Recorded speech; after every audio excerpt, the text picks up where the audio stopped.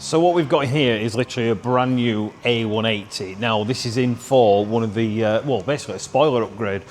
And the spoiler that we actually fitted on this is quite complex. This is from Kits UK, and it's probably the best spoiler you could get for this car. In fact, it is the best spoiler, which is why we ordered it. I did quite a bit of research, to be fair, on behalf of this client when looking for this spoiler, and there were plenty of options for like 150 quid, 130 quid, even 100 quid.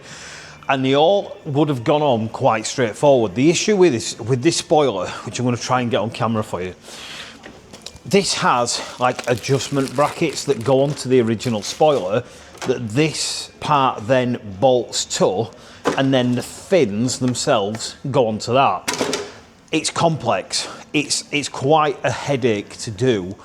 But the reason why we've gone for it primarily is because when these AMG spoilers are on the wings here, they're going to flap, they're going to move around, and this one is the only one I could see that wouldn't do that.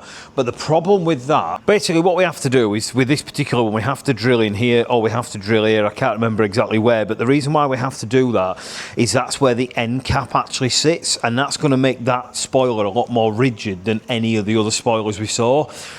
But the guide to do this is actually quite complicated.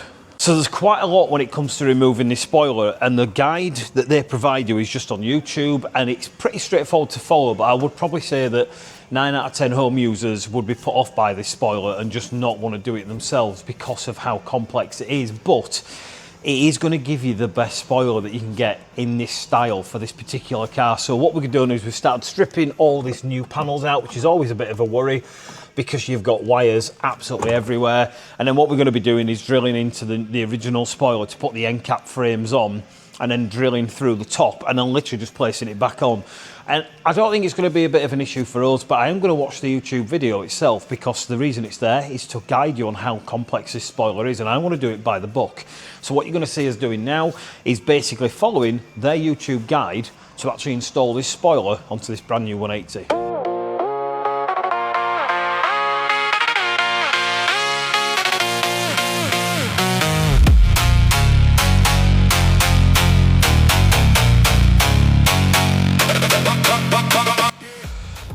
Now we've already come to our first stumbling block, and that's the fact of the screws that have been supplied with this spoiler just aren't strong enough. They're either not long enough or not thick enough, because we haven't piloted any holes on this, and it's just not holding. It isn't strong, and I'm not prepared to put it on with that. So what I need to do now is basically try and find some of our own screws that we use when we do body kits, because they're just not good enough for what I need them to be. So we're going to have to change these. The new screw, I'm still not happy with it. I can feel it starting to thread the plastic, but there's only so many screws I can be able to put in this because the hole's just getting bigger.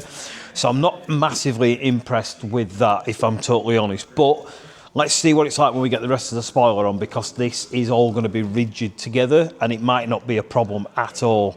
And I still like the idea of how this bolts to there, because it does make the end caps rigid.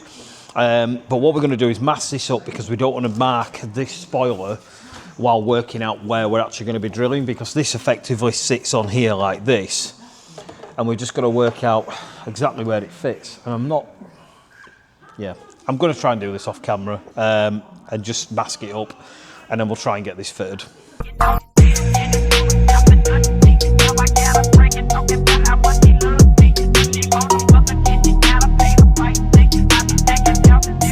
So what's actually happened is the screw's gone through the head, but then it's gone through into this fine, but it's taken the head out there.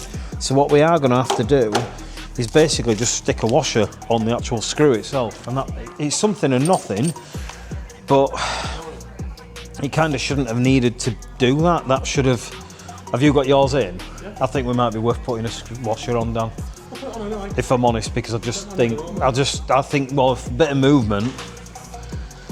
So let's see if we can actually, yeah, it will go in with that, but we're going to have to put that on with a washer. It just isn't, it's really not good at all. I mean, it's a nice fitting kit, but